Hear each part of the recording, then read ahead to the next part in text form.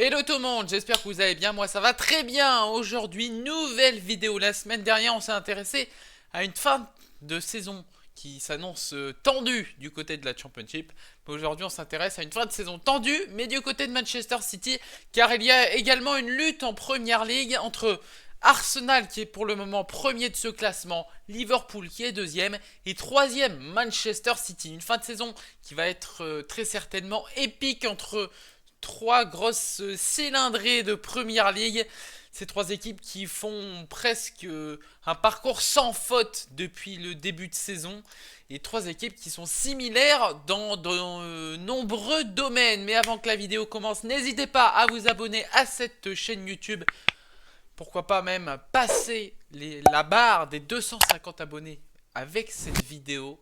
Voilà, n'hésitez pas donc à vous abonner, à lâcher un petit like, à partager cette vidéo et bien sûr à donner votre avis dans les commentaires. Est-ce que pour vous Manchester City va gagner cette première ligue? Si c'est pas Manchester City, n'hésitez pas à me dire qui vous voyez gagner cette première ligue et à me donner le classement également. Voilà, ce sera intéressant de découvrir ce que vous pensez un petit peu sur cette fin de saison de Première Ligue. Et oui, parce que ça commence à rapprocher la fin de saison avec la trêve internationale qui arrive. On va avoir tout qui s'enchaîne. La Première Ligue, la Ligue des Champions, et la Ligue des Champions va avoir un impact important dans cette course au titre et la FA Cup également, en ce week-end des FA Cup d'ailleurs. Bref, on va commencer le propos pour dire que Manchester City a réussi quand même un beau coup en faisant match nul contre Liverpool il y a une semaine de cela, hein, parce que clairement ce Manchester City était pas le Manchester City ultra flamboyant. C'était un Manchester City qui a fait des concessions dans le jeu, ça c'est sûr. Un Liverpool qui a réussi à bien lutter avec une équipe quand même amoindrie, avec des blessés, beaucoup de jeunes. Mais Liverpool a bien réussi les choses. Beaucoup de poteaux et de barres des deux côtés. On va pas parler de ce penalty litigieux en fin de rencontre, mais en tout cas, il y avait 3 d'expected goals pour Liverpool dans ce match contre 2 pour Manchester City. Donc voilà, ça donne un petit peu l'image de ce match rien qu'avec les expected goals. Leur prochaine rencontre à Manchester City, oui, ça s'enchaîne, hein. On avait fait il y a quelques mois une vidéo sur Manchester City pour dire un calendrier à haut risque. Et ben on peut peut-être le répéter là, car il y a un enchaînement Liverpool, ensuite avec la trêve internationale, une petite pause, ensuite Arsenal, puis Aston Villa, hein, deux rencontres à l'Etihad Stadium. Arsenal, ça va être un match hyper intéressant à suivre. Aston Villa, c'est pas le Aston Villa d'il y a quelques mois, mais bon, je pense que ça va être intéressant, hein. Forcément, en milieu de semaine en plus, clairement, Aston Villa va pas non plus vouloir se faire marcher sur les pieds. Aston Villa a des objectifs et ils peuvent rêver gros pour cette fin de saison. Donc clairement, c'est pas le moment de se relâcher pour les Villains. Donc ils peuvent aller clairement aller chercher quelque chose. Ensuite, Crystal Palace, ça devrait bien se passer pour Manchester City. Ensuite, la réception à l'Etihad de Luton Town. Luton Town en pleine course pour le maintien. Bon, sur le papier, ça devrait le faire pour Man City, mais Luton, ils ont réussi à mettre des bâtons dans les roues de pas mal d'équipes cette saison. Mais c'est surtout que, ouais, il va y avoir cette bataille pour le maintien. Et Luton, Nottingham Forest, hein, parce que City joue ensuite Tottenham, puis Nottingham Forest. Pareil, Nottingham Forest va être dans cette lutte pour le maintien. Donc pareil, un client pas évident à jouer. Donc, mais avant Nottingham Forest, il y a Tottenham. Tottenham qui est la seule équipe qui joue Manchester City, Arsenal et Liverpool. Donc ça va être une équipe qui va permettre de faire un peu un baromètre des chances de Manchester City, d'Arsenal et de Liverpool pour remporter le titre. Ensuite, après Nottingham Forest, Manchester City reçoit Wolverhampton, Fulham et ensuite West Ham pour le dernier match. Bon, ce calendrier de City est plutôt intéressant. Il va y avoir des matchs où ça va être tendu, mais en même temps, bah, c'est ce Manchester City là qui a au moins deux équipes possibles de très bonne qualité pour jouer les matchs. Et j'écoutais justement une interview de Gaël Clichy sur Zach en roue libre il y a quelques jours, où il disait voilà, si Manchester City n'a pas 10 points de retard à quelques journées de la fin, souvent ça va sentir bon pour eux. Oui, clairement Manchester City a cette habitude de réussir ses fins de saison et à faire que bah, finalement le titre est le leur à la fin de la saison, mais pourquoi pas cette année. Voilà, je vais vous dire un petit peu pourquoi je pense que Manchester City ne va pas forcément remporter le titre à la fin de saison et que les fans d'Arsenal, comme les fans de Liverpool, peuvent y croire. Car Manchester City cette saison, ce n'est pas le Manchester City de ces dernières années. Le Manchester City de ces dernières années, c'était une équipe très solide en défense. Une équipe incroyable, composée de joueurs magnifiques sur toutes les lignes.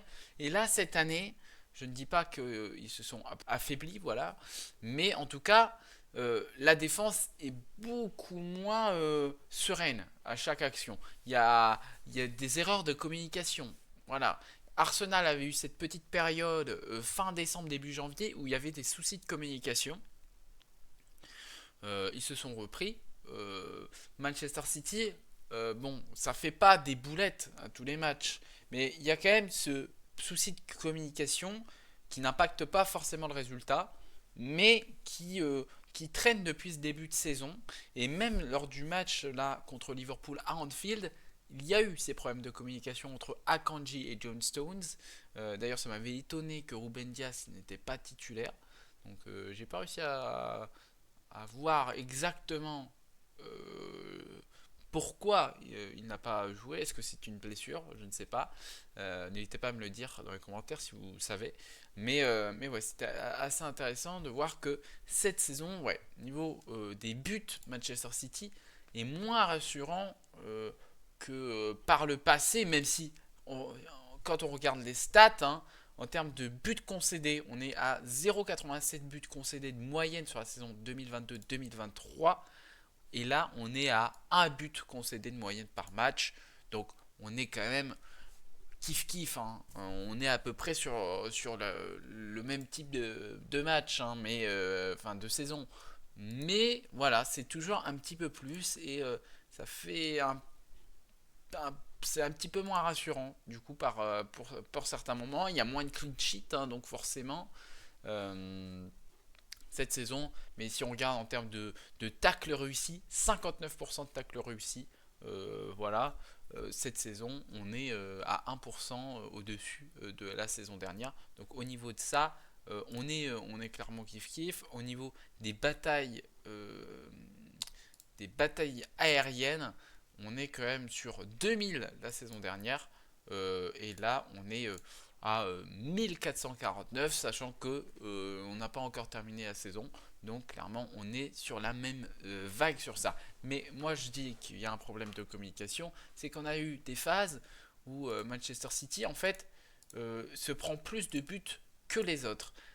J'ai retrouvé, grâce au site Transfermarkt, hein, vous connaissez très bien ce site, qui permet de voir un petit peu les stats dans plusieurs domaines. Et là, j'ai trouvé un graphique, enfin un tableau sur les buts encaissés selon les minutes. Et comme ça, j'ai comparé Liverpool, Manchester City et Arsenal. On peut voir que déjà, Arsenal a la meilleure défense. Mais bon, ça, on le savait déjà, avec 26 buts encaissés, 28 buts pour Manchester City, 29 buts pour Liverpool. Et quand on regarde vraiment les zones un petit peu où Manchester City se prend des buts, Manchester City se prend des buts souvent dans les mêmes laps de temps. 6 buts pris cette saison entre la 31e et la 45e minute. 6 buts pris entre la 61e et la 75e. 5 buts pris entre la 76e et la 90e. Sinon, le reste du temps, c'était 3 buts, 3 buts, 1 but, 1 but et encore 3 buts. On peut voir, et ça on le sait très bien, que Liverpool, les 16-30, c'est compliqué. Plus de 7 buts pris. 7 buts pris entre la 16e et la 30e minute. Clairement, les débuts de match pour Liverpool sont compliqués. Hein. On peut le voir. Voilà. De toute façon, la première période en général pour Liverpool. Parce qu'on peut voir que tout se lisse et à la fin, voilà, on tombe à deux buts. Bon, on a quand même 4 buts entre la 76e et la 90e. Mais ça se lisse. Arsenal, elle, se prend des buts plutôt au retour des vestiaires. Hein. Voilà, à la 46e, 60e et à la 76e, 90e. Là aussi, il y a un petit coup de fatigue peut-être qui fait que les joueurs se prennent plus de buts. Mais clairement, ils gèrent mieux leur seconde partie de match que Manchester City qui prend plus de buts et c'est du coup récurrent dans les mêmes laps de temps. Au niveau aussi des buts, il y a un impact aussi entre Arsenal, Liverpool et Manchester City. Là où Liverpool et Manchester City font jeu égal, hein, vraiment avec une attaque qui tourne bien. De toute façon, Erling Haaland est le meilleur buteur de cette première ligue avec 18 réalisations. C'est kiff-kiff donc entre Liverpool et Manchester City en termes de buts. 65 buts inscrits par Liverpool, 63 buts inscrits par Manchester City. Et on a 45 buts pour les défenseurs pour les attaquants de Liverpool, 43 buts pour les attaquants de Manchester City, 35 buts pour les attaquants d'Arsenal. Donc voilà. Mais la différence se fait au milieu de terrain où Arsenal a un milieu de terrain qui marque beaucoup plus de buts. Merci Odegaard, merci Declan Rice, qui marque beaucoup plus de buts que Liverpool et Manchester City. 21 buts pour Arsenal pour le milieu de terrain, tandis qu'on a 10 buts et 13 buts pour le milieu, donc respectivement de Liverpool et de Manchester City. Au niveau des défenses, pareil, 6 buts inscrits par Manchester City, 6 buts inscrits par Liverpool et 11 buts inscrits par la défense d'Arsenal. Je suis assez étonné, je pensais que c'était plus d'ailleurs, parce que j'ai l'impression que Saliba ou Gabriel marquent beaucoup plus souvent que ce que donne cette stat. Donc j'étais un petit peu étonné quand j'ai découvert ça. Alors ensuite, après, au niveau des penalties, Manchester City a 4 penalties cette saison, 5 penalties pour Liverpool, et c'est bien Arsenal, hein, voilà, qui lead ce classement des penalties avec 8 penalties cette saison. C'est l'équipe qui a eu le plus de penalties cette saison avec Chelsea 7. Voilà, ça montre bien un petit peu l'impact aussi dans les stats de but. Voilà, les pénaltys sont un élément important à prendre. On l'a vu ces dernières semaines où voilà, il y a eu des petits soucis d'arbitrage, si je puis dire.